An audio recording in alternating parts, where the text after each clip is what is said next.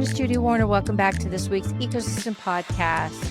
Well, it's holiday time, and so I thought it'd be a good opportunity to connect with our friend Matt Burns at Samtec and talk about the recap of high-speed interconnect in 2025 and what you can be looking for in 2026.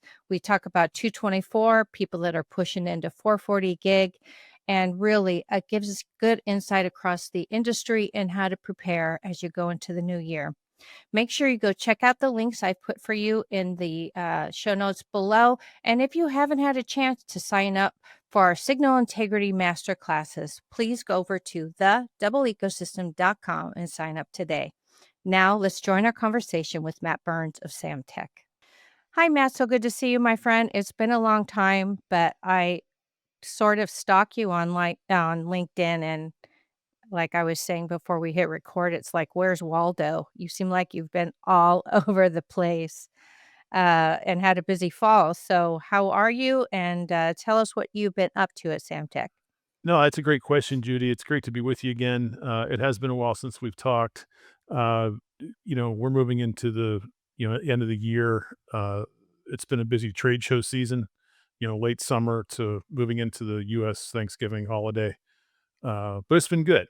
So I've seen parts of 3 continents and multiple cities here in the U.S. over the last 3+ months. But I've also seen a lot of tech.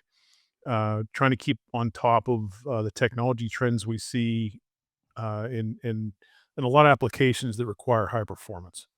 That's not only speed, obviously, where Samtec's at, but also from a compute power standpoint as well. Mm, okay. Well, that's, you're my go-to guy on, what's on the leading and bleeding edge. So I figured it was time after all your world travels to, I know you have your hand on the pulse of really the global industry and technology. So let's start out by sort of doing a recap. When you think back to January 2025, if you can hail back to that far, like what has been significant milestones you've seen sort of across this whole year as we approach year end? Eh, That's a broad question that I could answer a ton of ways, Judy, but I'm going to try to keep it simple.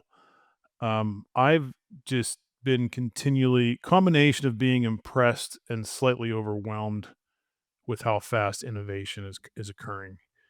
And the general trends over the last year, I don't think changed much from 24, right? AI is taking over the world. Things have to get smaller, faster, denser. Uh, uh, you know, this is one fact to what I heard at a trade show that I just sometimes I can't get my head wrapped around. In multiple places, the top 4 US hyperscalers, so Meta, Google, sorry, Alphabet, um, Microsoft, AWS. Between the 4 of them, they're gonna spend $300 billion on data center, build out for AI just this year, just this year, This year. just for 2025.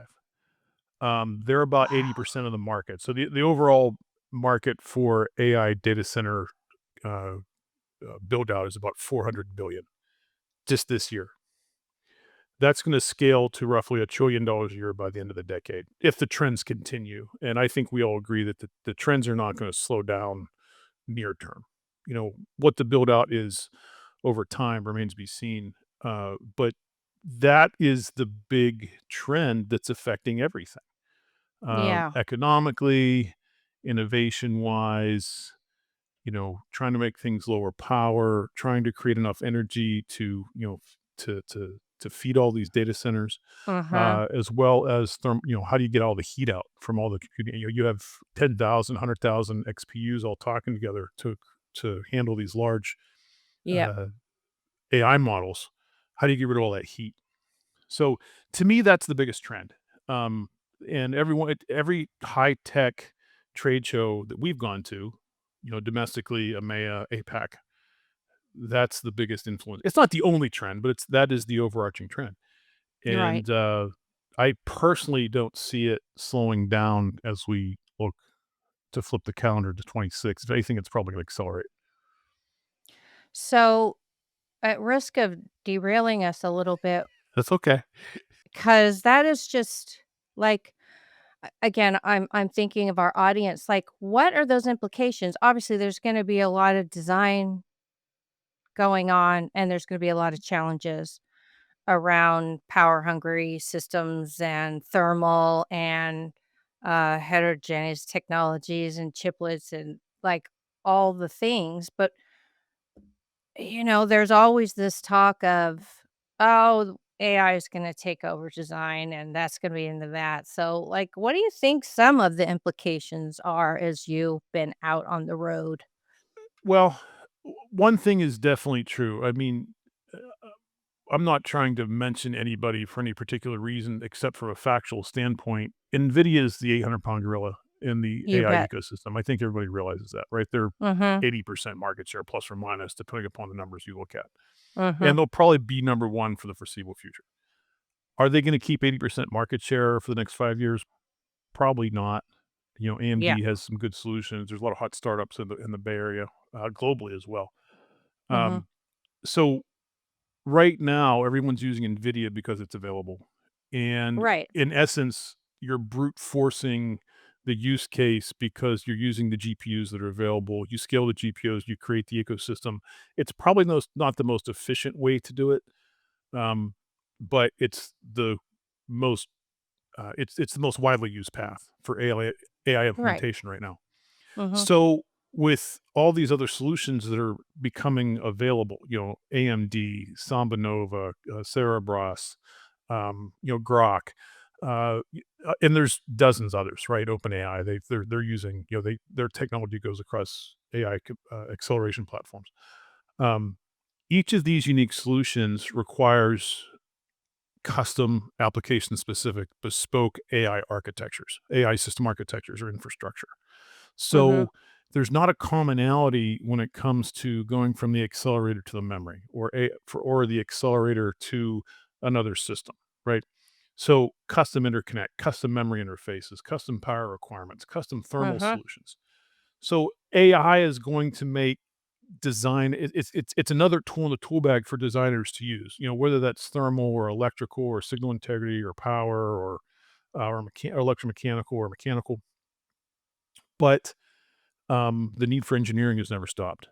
And if anything, engineers have to innovate faster and faster because of the scale of the investment, the amount of money that's involved, the amount of adoption that this technology is taking over.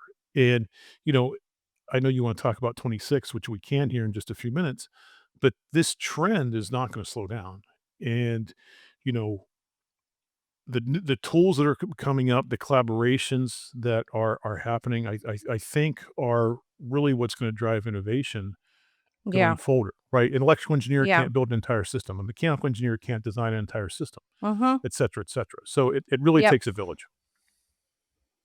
Yeah, and I do think, I mean, again, when I speak to people across the ecosystem, the push for collaborative tools is nuts and, understandably, like, it just like you said, it's a little bit of a continuation of 2024, but, I mean, like you said, not just NVIDIA, this is a hungry animal that isn't gonna slow down, and so I'm just wondering where all that engineering talent is gonna come from, and again, all these sort of gaps we've had in, getting designers up to speed on cutting edge technologies. It's just I'm so curious. It's a fun time and it's wild. It's a It wild is. ride I think we're up for, and I remember, working at one company, we talked about running full speed on a bridge while we're still building it. It's That's a good feels like that. illustration. Yeah. It is. It's like, "Boy, I hope we don't fall off and get eaten by the alligators."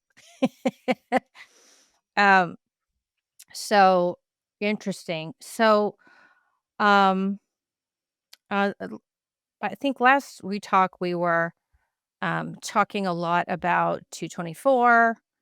112 seems to be well on its way, and we're getting better at 224. Where are we with, adoption and the ecosystem building up around these speeds across the industry? Yeah, everything data center, everything AI, everything HPC is 224 without question. Okay. That's good At to least know. that's what we Okay. see, right? So whether you're Okay. building whether you're seeing, whether you're building an AI acceleration platform, whether you're building a networking solution, whether you're, building, access to these systems via memory, uh, everyone wants to work at 224. And, there's solutions from Interconnect, there's solutions from the semiconductor, there's solutions from cabling where Samtec plays, optically as well. Um, uh, so that's the current generation and the bleeding edge. We're probably still ramping up design cycles with 224. It's definitely more mature than it was a year ago. Mhm. But I don't know that we've reached the end of the design cycle yet. Uh, Okay. so again, new silicon's coming out, new FPGAs are coming out. This is just one data point, right? The bleeding edge FPGAs available on the market right now are 112, right? Mm, Eventually, that's gonna get 224 technology. That's more of an embedded application than you'd find at a data right. center, but that's where everything's at right now. One of the I know one of the questions you're gonna ask me, I think one of the questions you're gonna ask me is, how does that affect Samtec? And That's you read my mind, cause yeah, like, what how does that affect it, and what is it doing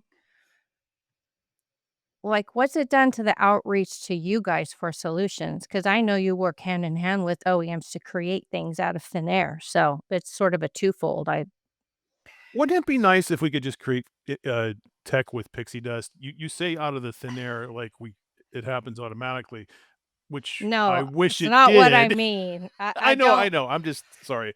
I'm like, wow, you went, pixie dust "Here." innovation, and we've got 448. Perfect. Um, Right. your point is valid though. I go back to it takes a village. The platform that we're most excited about right now, and this is what we've been championing this fall, is a platform we call SciFly HD. We had a solution that we had SciFly LP that was focused on low profile because that was the biggest design criteria at 112. So creating something low profile that sit right on the outside of an ASIC, that could sit underneath the thermal relief. So we had a solution there, and it worked. It was great.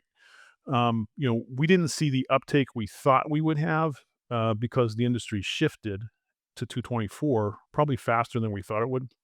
So long story short, we've taken what we've learned with SciFly LP and created the SciFly HD platform. And the listeners can click on the links here at the end of the podcast to get more information from it online. But in essence, our SciFly HD platform is co-packaged. So we've created uh, a surface mount socket that sits on an HDI substrate that can sit right next to the die of any ASIC. Um, one design example that we've worked with, and this is with both Broadcom and Marvell. I'm not sharing anything that hasn't been shared in public domain yet already. Yep. But we can implement a 102 terabit switch in a 95 millimeter by 95 millimeter package. So the Terralinks, specifically the Terralinks Ethernet switch from Marvell, has 1024 differential pairs, 512 lanes, and with our interconnect, yeah, it's real dense, right? With our interconnect on the same package in an area about that big, we can get 100 terabit out, both copper or optics. So, Wow. when you look at these next generation systems using AI acceleration platforms or data center networking, they're all using CPC or CPO. We have a strong we believe strongly that there's a path for copper at 200, 224 inside the box, and in some use cases outside the box. With SciFly HD, we can get about 2 meters of passive copper, which quarter meter out to the front panel, 1.5 Mhm. meter of cable, from rack to rack. Excuse me, not rack to Mhm. rack, chassis to chassis, and Right. then another quarter meter inside the box. Uh, we have demonstration systems, proof of concepts. We have customers designing that in. Um, Wow. the other With benefit copper. with I think copper. last time we talked, we were talking about optics, and we were trying to we were talking about, at what point, uh, do we need to jump from copper? So it sounds like you've, since last time we talked, you've made some real progress there. We have. We have. Okay.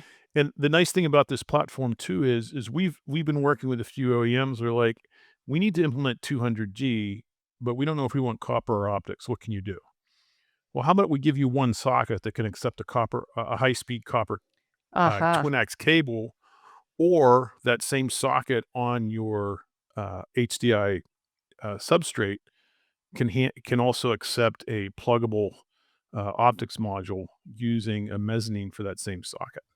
So Got we it. can literally interchange at 224 on a co-packaged solution. We're calling it CPX or CPC CPO on any 200G design, and we're working on a 400G design for that we'll share more information on at I was DesignCon. just waiting for you to Yeah, say that, you know.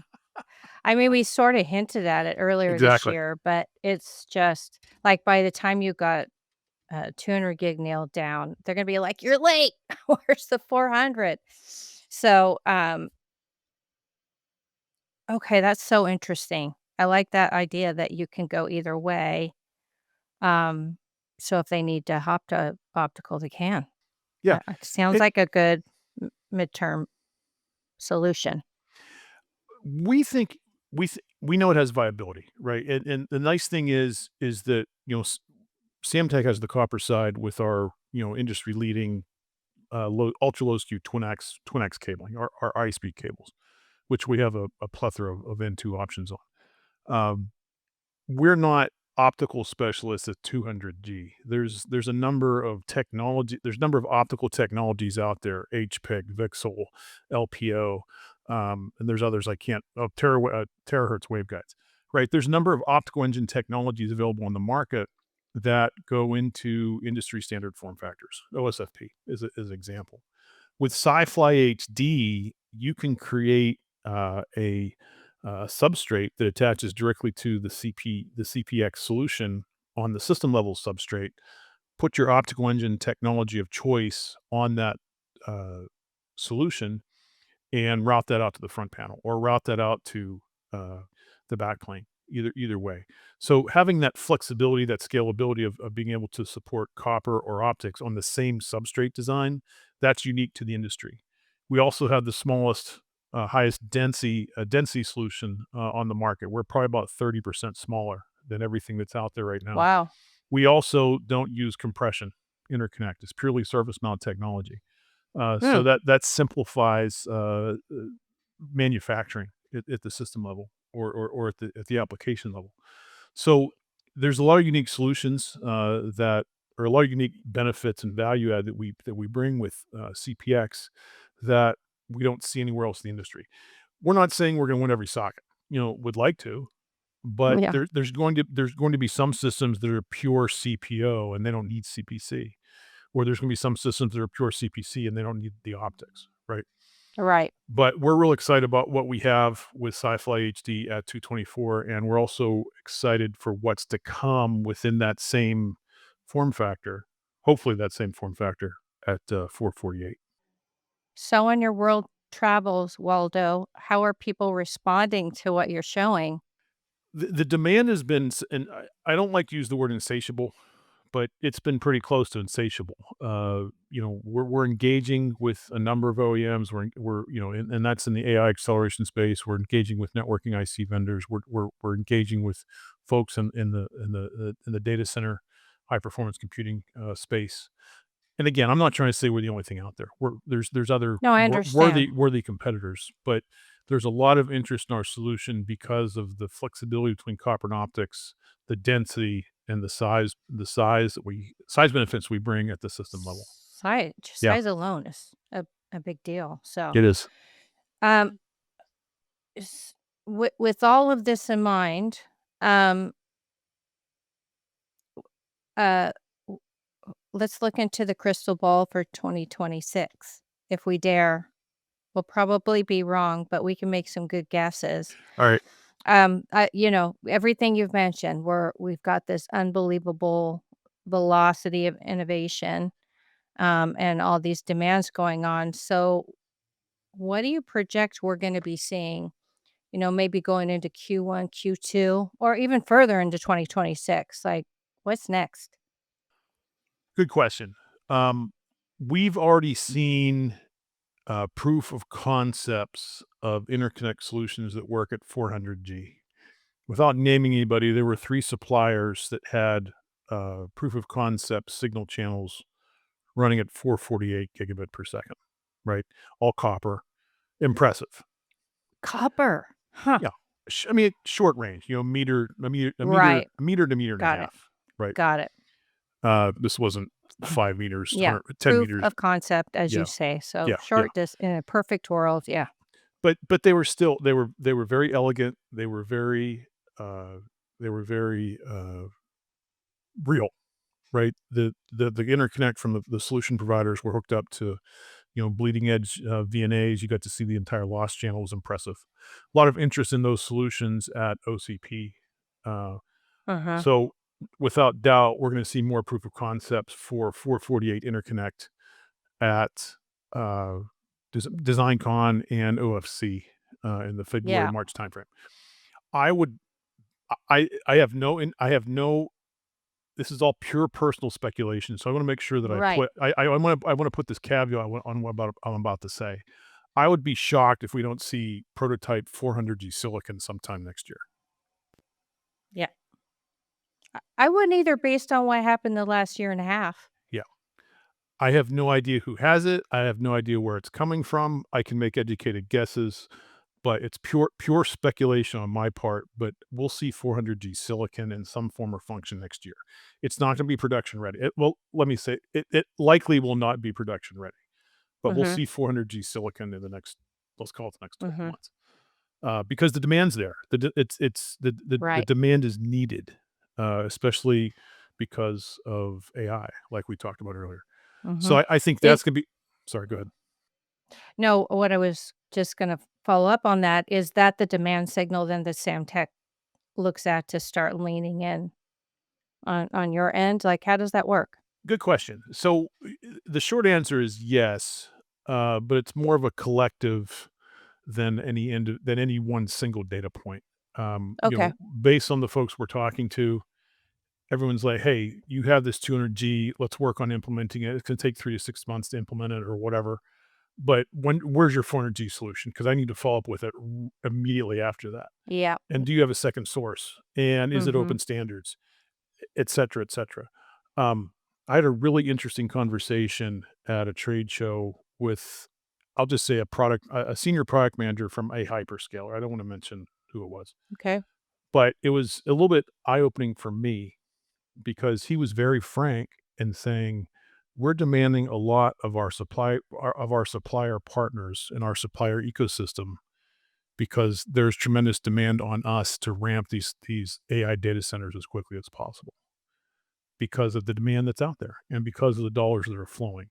Right. And if you miss a deadline or if you miss an implementation, it can cost you exorbitant amounts of money.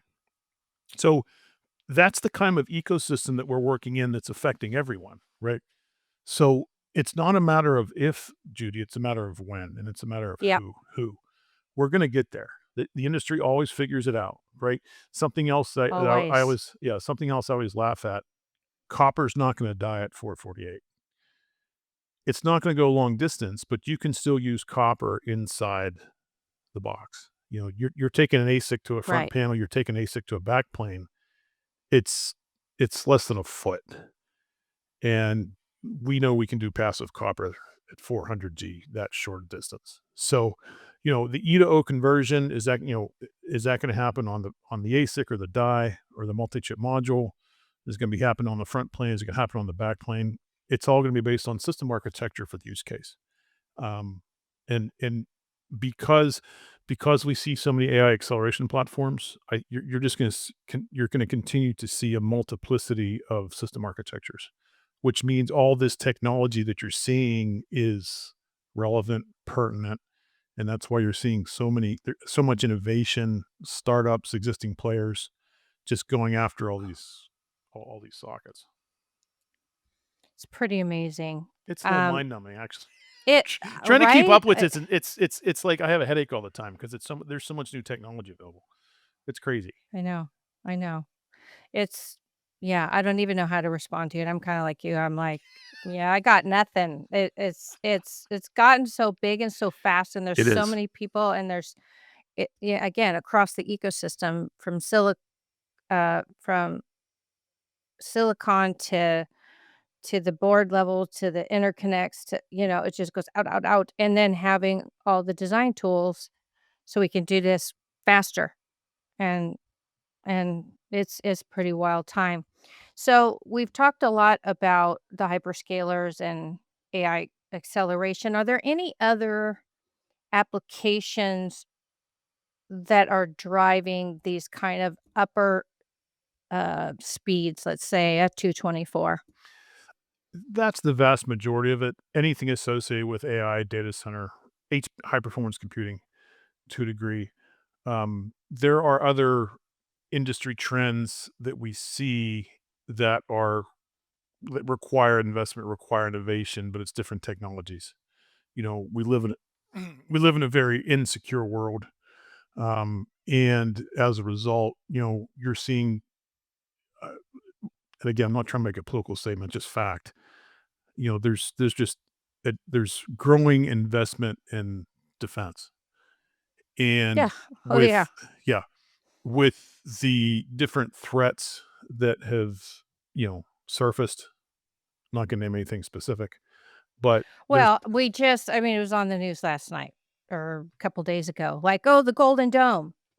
And that's one you and example. I Yeah, that's you one and I have example. done the math. We hear these things and we're like, "Money, technology," we Yeah, know it's coming. yeah. So again, I'm not trying to comment on any one type of policy, No, one any no. type of use case, but there's research that's being done and innovation that's being done to enable technologies like that. So, in no particular area, 5G, 6G, Open RAN, the fact that you can get wireless communication from LEO satellites to airplanes, whether that's commercial or mil aero, to ground-based vehicles or surface fleets.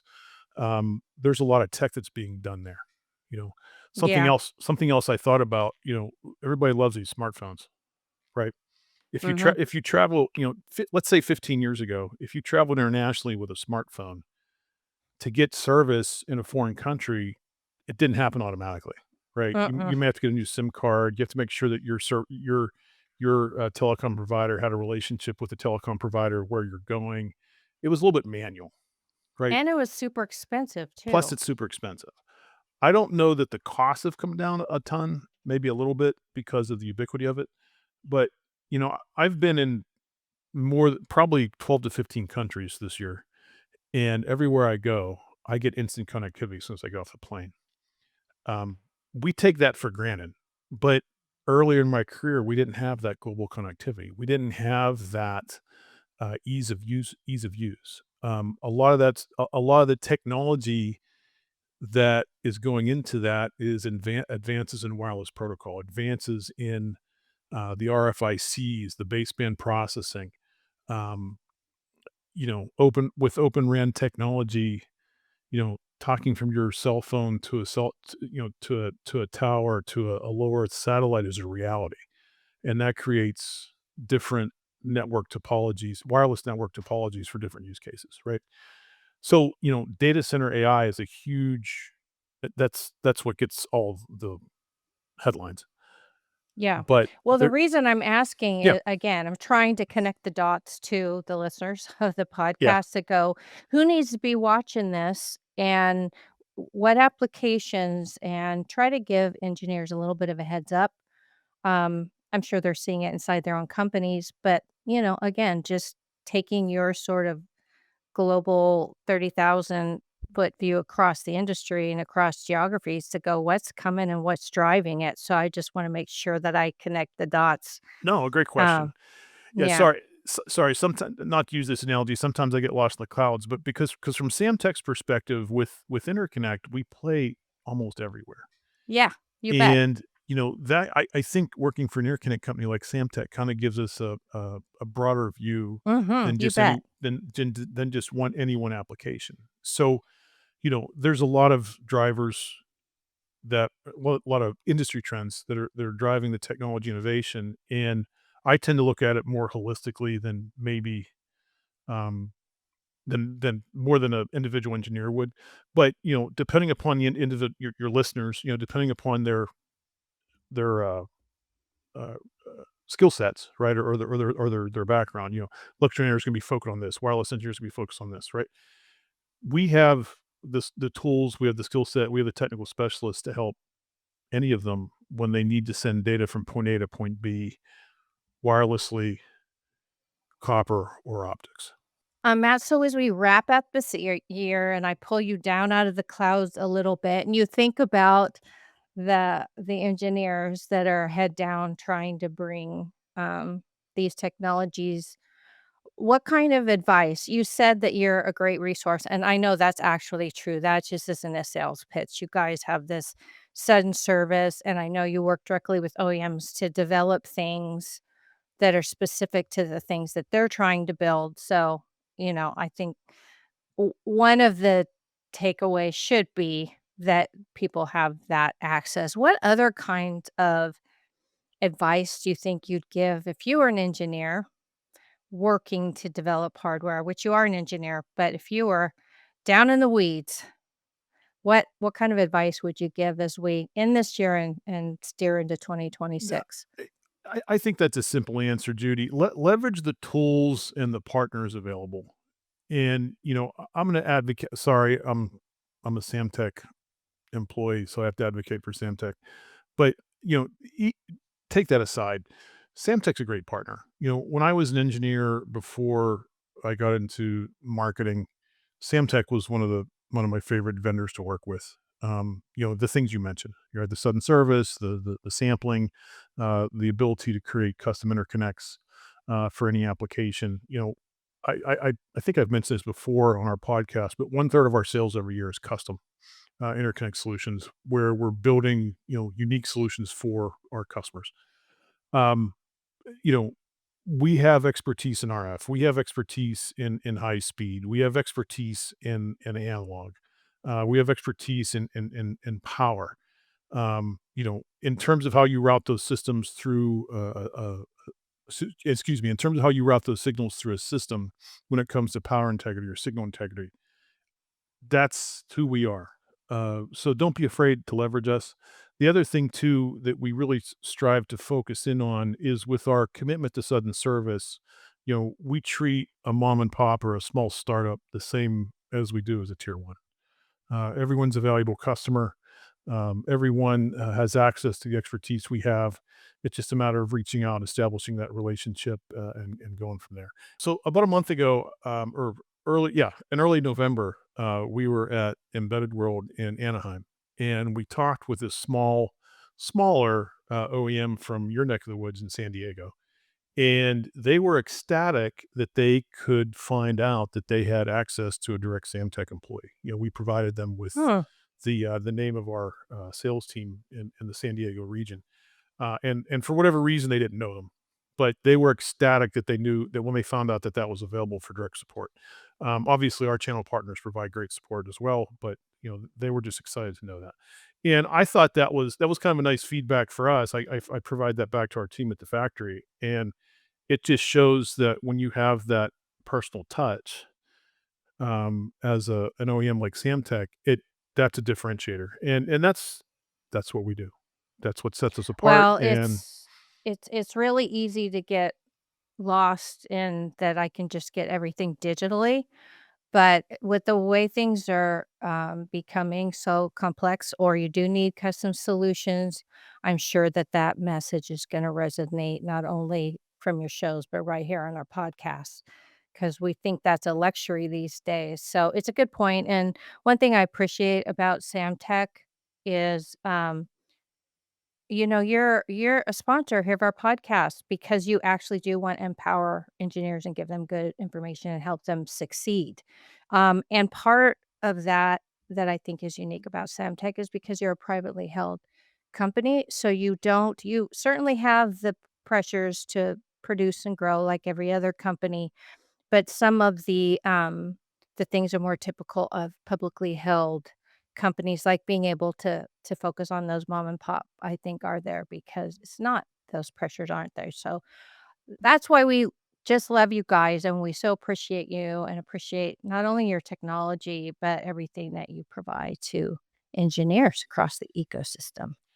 Well, it's always a privilege to talk with you, Judy, and I always appreciate the opportunity to chat with you and to your listener base as well. So thanks again. Thank you. Well, to our audience, I hope you enjoyed this update from Matt Burns at Samtec. I will reach out to him and get some of those links that we talked about and that may be of interest to you. And we wish you a happy holiday season, and we'll talk with you soon. Until then, remember to always stay connected to the ecosystem.